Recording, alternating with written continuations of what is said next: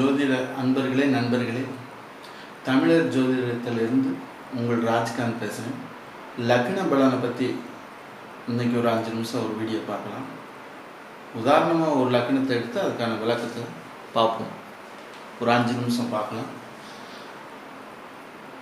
லக்னம் ஒருத்தருடைய ஜாதகத்தில் லக்னம் எங்கே இருக்குதோ அதான் முதல் இடம். அந்த லக்னத்தை வச்சு தான் அவங்களுக்கு 1, 2, 3 அவங்க பாவங்களை 1ஆம் பாவம் 2ஆம் பாவம்னெல்லாம் பிரித்து வரும்.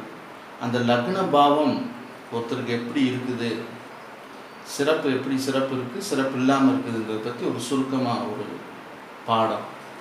உதாரணமாக மேச லக்னத்தை எடுத்துக்குவோம். மேச லக்னம் அல்லது ரிஷப லக்னத்தை கூட எடுத்துக்கலாம். இப்போ ரிஷப லக்னம்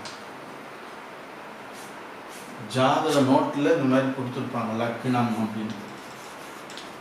இதுதான் முதல் இடம், முதல் பாவம். 2ஆம் பாவம் அடுத்தது ரிஷபம், முதல் பாவம். 2வது மிதுனம். யார் ஜாதகத்தில் லக்னம் எங்கே இருந்தாலும் பார்த்துக்கோங்க. இங்கே போடுறாங்கன்னா இது விருச்சிக லக்னம்.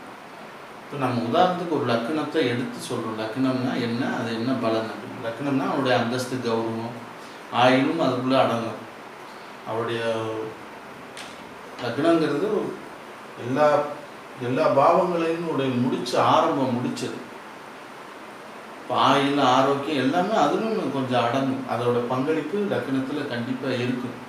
இந்த லக்னம் சிறப்பாக இருக்கிறவங்களுக்கு வாழ்க்கை சிறப்பாக இருக்கும். எதையும் சந்தித்து எவ்வளோ கஷ்டங்கள் வந்தாலும் அதை சகித்து வாழக்கூடிய தன்மைகள் இருக்கும்.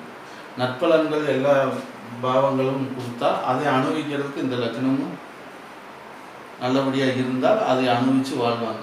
எல்லா பாவங்களும் நல்ல யோகமாக இருந்து லக்ன பலம் இழந்தால் அதை அனுபவிக்க முடியாமல் இருப்பார். அதனால் லக்னங்கிறது ஜாதகத்தில் ரொம்ப முக்கியம். உடம்புக்கு தலை எப்படியோ சிரசு எஞ்சான், உடம்புக்கு சிரசே பிரதானம் அப்படிங்கிற ஜோசியத்தில் லக்னம் சிரசு பகுதி. இந்த லக்னத்தில் இந்த லக்ன அதிபதி ரிஷப லக்ன அதிபதி சுக்கிரன் இங்கே இருந்தால்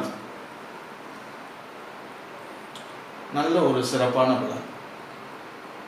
6ஆம் வீட்டின் அதிபதியுமாக இருந்தாலும் 6ஆம் வீட்டின் சில பலன்களையும், அது சுபகிரகம் அல்ல சுப பலன், அசுப கிரகங்கள் ஏதாவது தொடர்பு கொண்டால் அந்த பலன்கள் நல்ல பலன் கெட்ட பலன் 2 கலந்து வரும். இந்த சுக்கிரன் 2 வீட்டுக்கு அதிபதி. இப்போ 6ஆம் வீட்டின் அதிபதியையும் லக்னாதிபதியும் சேர்த்து இந்த சுக்கிரன் செய்வார் தன்னுடைய திசையில். இருந்தாலும் பொதுவாக லக்னத்தில் சுக்கிரன் இருக்கிறது ஒரு சுபகரம் லக்னத்தில் இருக்கும்போது நல்ல அழகுடையவராக, சுகபோகங்களை அணிவிக்கக்கூடியவராக இந்த சுக்கிரன் இருப்பார். இப்படி ஒவ்வொரு கிரகத்தையும் போட்டு பார்த்துக்கலாம். இதே சுக்கிரன் செவ்வாய் இருக்கார், அவர் கொஞ்சம் கோபக்காரராக இருப்பார். இந்த லக்னத்துக்கு செவ்வாய் என்பவர் 7ஆம் இடம் 12ஆம் வீட்டுக்கு அதிபதி. அவர் இங்கே இருக்கும்போது லக்னத்தில் செவ்வாய் இருந்தால் இந்த சுக்கிரனுக்கு செவ்வாய் ஆகாதது. அப்போ அந்த செவ்வாய் இருக்கும் பலன்கள் கொஞ்சம் குறையும். வேலை சுபகிரகங்கள் பார்க்கும்போது அது பலன்கள் நல்லபடியாக இருக்கும். செவ்வாய்கள் கொஞ்சம் கோபத்தன்மையை கொடுக்கும். அடுத்து அப்படியே 9 கிரகத்துக்கு போட்டுருவோம். குரு இருக்கார். குரு இந்த வீட்டின் 8ஆம் வீட்டுக்கு அதிபதி. 8, 11 இந்த லக்னத்துக்கு சிறப்பு இல்லாதவர் தான் குரு.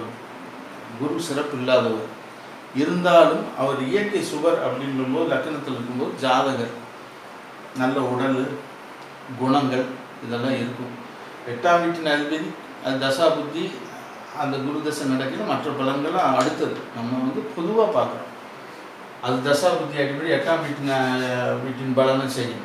அது பாவகிரகங்கள் பார்த்தா பாவபலங்களும், சுபகிரகங்கள் பார்க்கும்போது சுப பலன்கள். அது விரிவாக சுய ஜாதகத்தை வச்சு பார்க்கணும். நம்ம சுத்தமாக பார்க்குறது ஒவ்வொரு கிரகம் இங்கே இருந்தால் என்ன பலன் அப்படின்னு. அடுத்து சுக்கிரன் குரு பார்த்தாச்சு. சனி இருக்காருன்னு வைக்கிறேன். சனி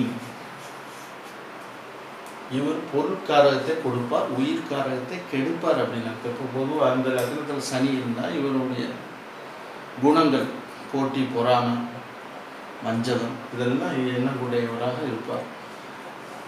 இதே குரு பார்த்துட்டாருன்னு வைங்க. உதாரணமாக 7, 8, 9 இங்கேருந்து குரு பார்க்குறாரு. கன்னியிலேருந்து குரு பார்த்தால் கன்னியிலிருந்து குரு பார்த்தா அதனுடைய பலன்கள் சுப பலன்களாக மாறும். அதெல்லாம் அடுத்தது நம்ம பார்ப்போம்.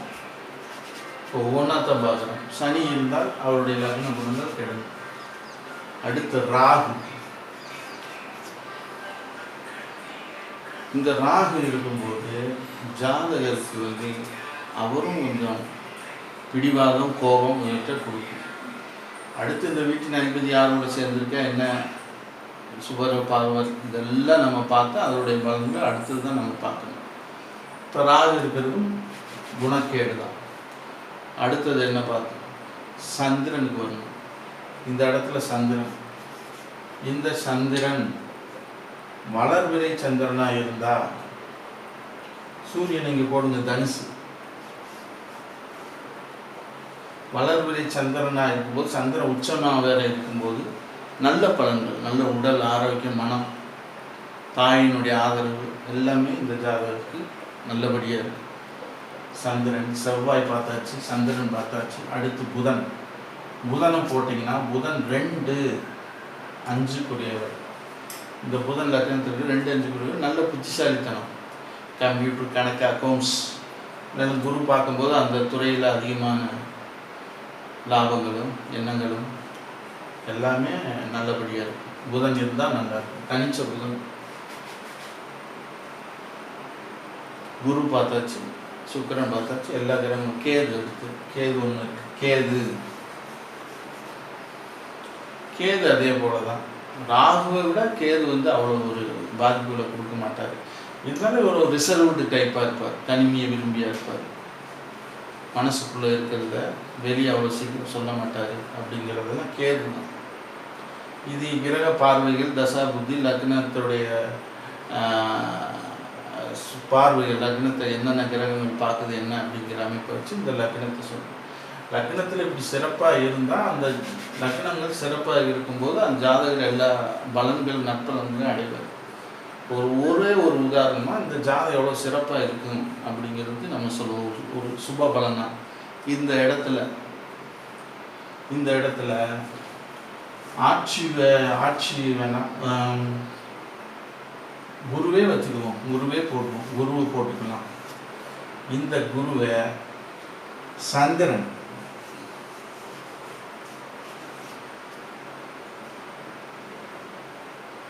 சந்திரன் என்பது வளர்விரை சந்திரனா இங்கே போட்டுக்கணும், அல்லது பௌர்ணமி சந்திரனாவே போட்டுக்கணும். இந்த மாதிரி ஜாதகங்கள் இருக்கு. இந்த ஜாதக அதிபதி சுக்கிரன் சிம்மத்தில் இங்கே இருக்கார். இப்படி இருக்கும்போது லக்னாதிபதி திக்பலம் அப்படின்ற ஒரு அமைப்பு 4ஆம் இடம் கேந்திரத்தில் இருந்து லக்ன பலம் வாங்கிட்டாரு.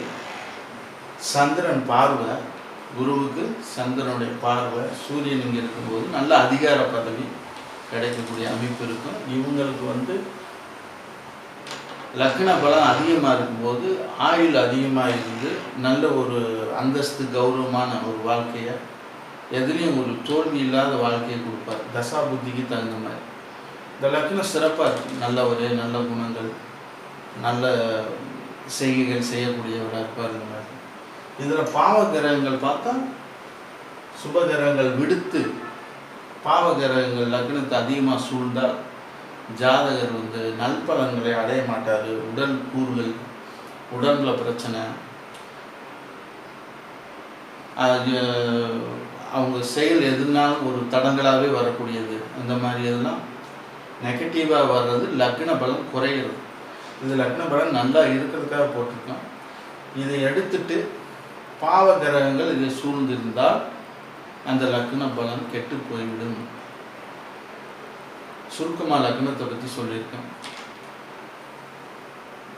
மேலும் இந்த வீடியோவை பார்க்குறவங்க சப்ஸ்கிரைப் பண்ணிக்கங்க.